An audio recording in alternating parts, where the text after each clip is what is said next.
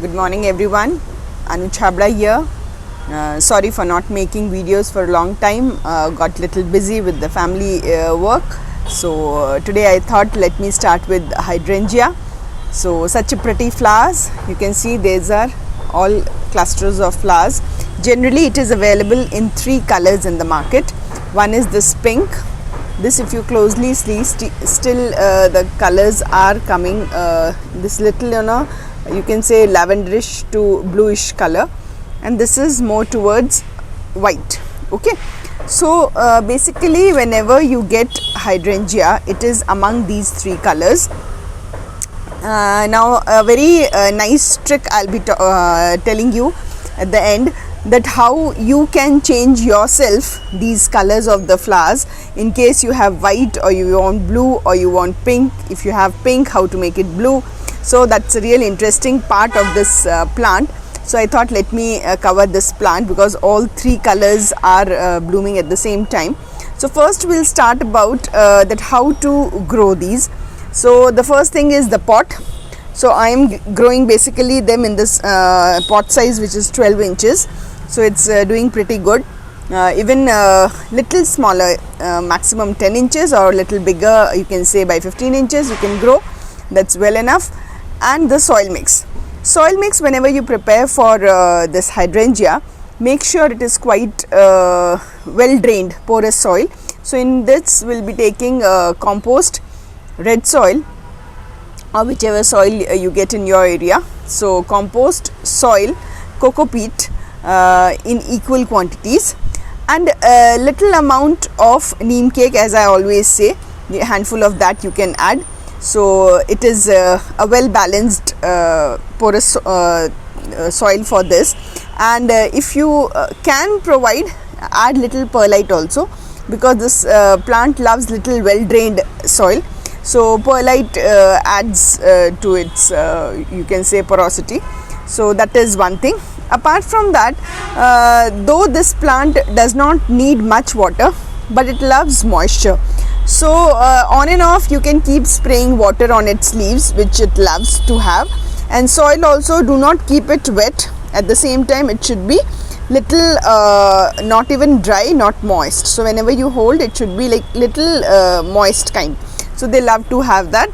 And propagation wise, if we talk, stem cutting is ideal and the easiest to propagate these plant. And similarly, as we do the propagation for hibiscus, this is the same. It can be done that way. Even with the seeds you can grow, but it takes little longer time. And if you talk about the problems what we face in growing this hydrangea, the first thing is whenever the blooms are over, don't forget to dehead the blooms, because suppose this bloom is there, once all the flowers will bloom, gradually it will die. So I have to cut it down here. If I am not doing that, gradually the whole plant, you can say the dieback happens, means gradually the plant dies. So make sure whenever the flowering is over, you have to prune the plant or dehead the flower portion. So that is the best in this. And this plant goes little in the dormancy period once the flowering and all gets over. That can be in the maximum, you can say extreme summers for a very short period. But make sure you maintain moisture around it by misting it, or you can say by keeping it with the companion plantings, which really release night or they have nights, you can say, moisture absorbency capacity. So surround it with such plants like bromeliads, African violet, ferns and all. So it keeps getting natural you can say moisture. So they'll do really good. And when we talk about the soil composition, apart from whatever we have created, as I was telling you, the color can be changed by maintaining the pH of the soil. So how to check the pH? All of us, we must be having this pH meter. If you don't have pH meter, you get the pH strips also in any of the medical shops. So you can buy that. And how to use that, everything I have discussed in one of my videos, that pH, you can check the importance of pH in the soil. So you can check that video, I'll put the link there. So in this flower, basically if it is a neutral pH, The neutral pH is generally between 5 to 5.5. If that is there, the flowers will always be in whitish color, creamish whitish color. If it is little towards alkaline, then the color will be towards pinkish.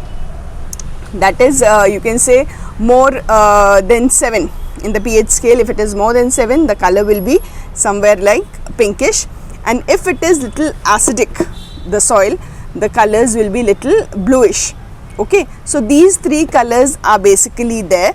So make sure if you want to change the color of the flowers, don't do it immediately.